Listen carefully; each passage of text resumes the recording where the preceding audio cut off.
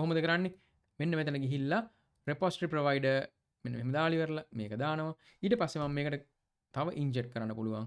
මම block provider මම block providers ගිහිල්ලා මේ blocks ටික මම මෙතන ඉන්ජෙක්ට් කරන්න යන්නේ. ඉතින් මෙතන මට blocks ගොඩක් තියෙන්න පුළුවන් නේ.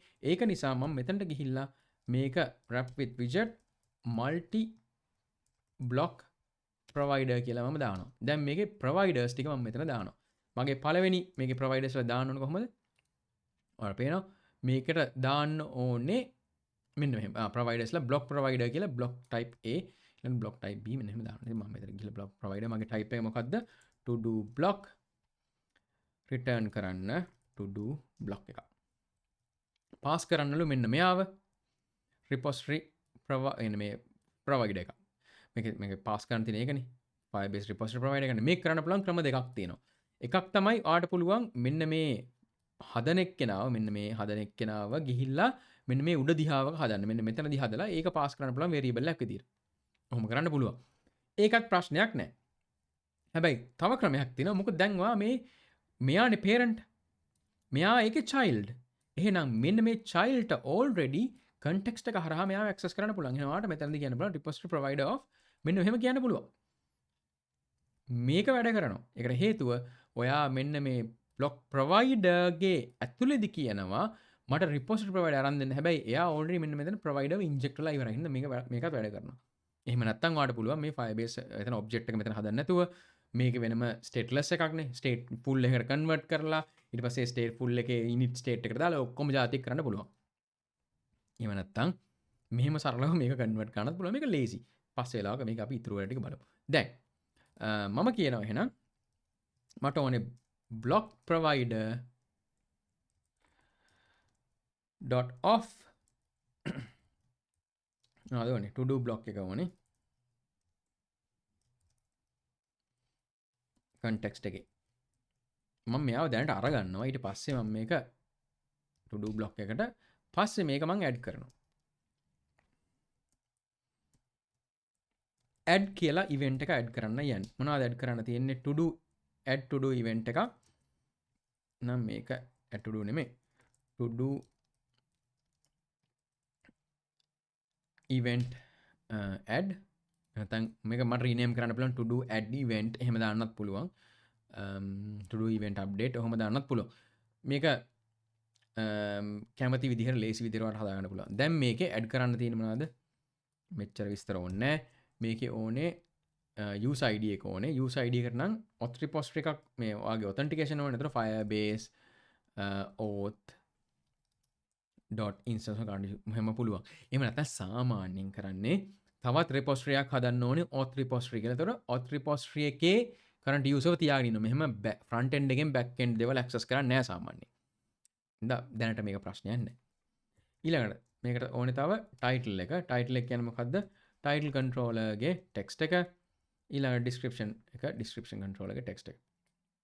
දැන් ඔන්න ඔහොම add කරා. මම navigator.pop එකත් අයින් කරනවා. මොකද මට ඒක දැනට ඕනේ නැහැ.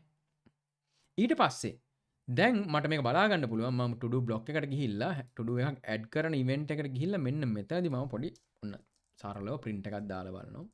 මේක ඇත්තටම වැඩ කරාද කියලා. මම මේක refresh කරන්න full restart එකක් දෙන්නම් කොහොමද? මෙහෙම ගිහිල්ලා add කරාම මෙන්න to do entry added කියලා මගේ to do එක ඔන්න එහෙම add වුණා. හරිම සරලයි. දැන් මේ emit වුණාද කියලා බලන්න ඕනේ. emit වුණාද කියලා කොහොමද බලන්නේ? මම මෙතනට තව එකක් ඕනනම් දාලා බලන්න. දැන් මේක ආපහු එනවා. මෙතනට hit වුණා. මගේ debug point එක hit වුණා. හැබැයි මගේ UI එක update වෙන්න ඕනේ මේ event එක state එක අර පැත්තට ගියාට පස්සේ මෙන්න මෙයාව automatically close වෙන්න. එහෙනම් ඒක මට කරන්න පුළුවන් මෙන්න මේ මගේ දැන් තිබ්බ base Firebase එකේම add task එකට ගියානේ. ඒතර මම මේ navigator.pop එක මෙතන දාන්නේ නැහැ. මොකද වැරදිලා හරි. මම මේක දැම්මොත් මෙතන එහා පැත්තේ logic එක තියෙන මගේ back end එක තමයි logic එක තියෙන්නේ. back end එකේ logic එක fail වුණොත් ඒත් මෙයා pop වෙනවා. ඒක එච්චර හොඳ වැඩක් නෙමෙයි. ඒක නිසා මම ඒකට මොකක් හරි පිළියමක් විදිහට තමයි මෙතනින් මේක අයින් කරන්නේ. මම මේක සම්පූර්ණයෙන් අයින් කරලා දානවා. දැන් මට අර states වලට list කරන්න ඕනේ. ඒකට මට පුළුවන් කියන්න මෙන්න මෙතන return කරන්න dialog එකක් නෙමෙයි මෙතන තියෙනවා බ්ලොක් ලිස්නර් එකක්. මෙතන බ්ලොක්ස් ಜಾති ගොඩක් තියෙනවා. බ්ලොක් බිල්ඩර් එකක් කියන්නේ බිල්ඩර් එක අනුව කියන්නේ එන ස්ටේට් එක අනුව UI එක බිල්ඩ් කරන්න පුළුවන්. බ්ලොක් සිලෙක්ටර් එකෙන් අර මං කිව්වා වගේ සිලෙක්ට් කරලා ගන්න පුළුවන්.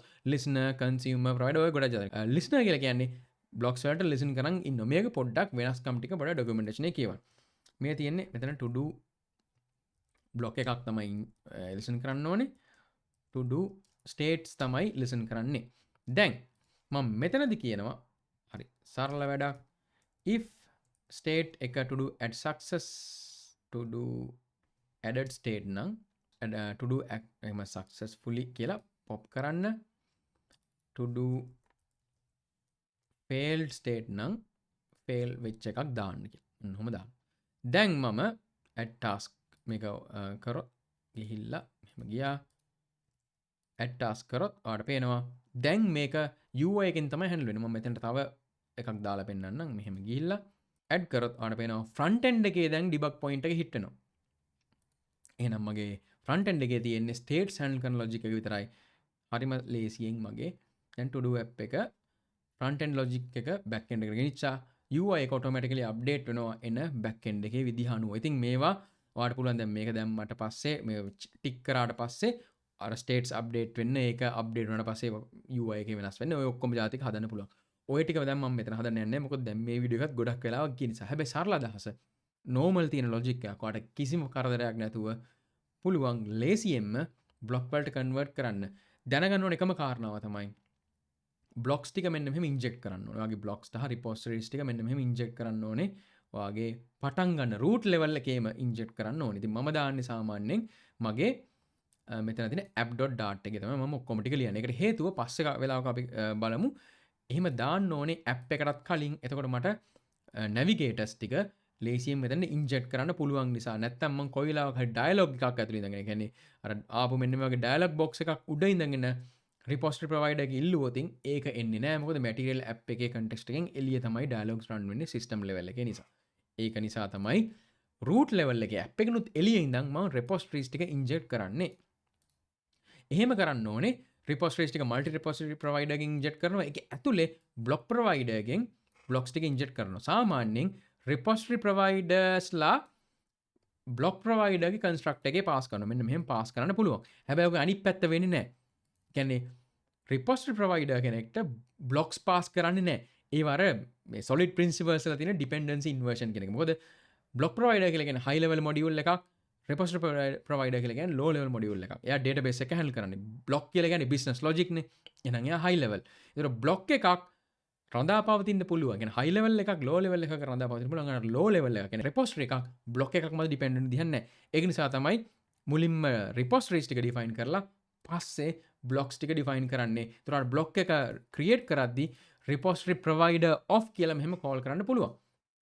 ඔය call කරන හැම එකම events වලින් තමයි අපි define කරන්නේ.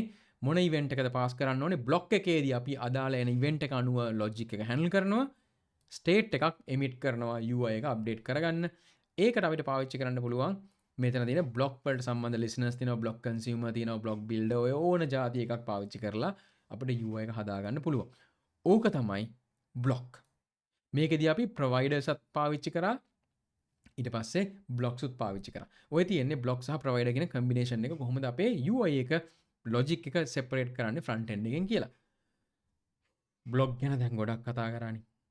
දැන් ඇති. ඉතුරු ටික අපි හිමින් බලමු අපේ app එකක් හදනකොට. දැනට basics ටික හරි මේ ටික අනිවාර්යෙන් practice කරන්න ඕනේ.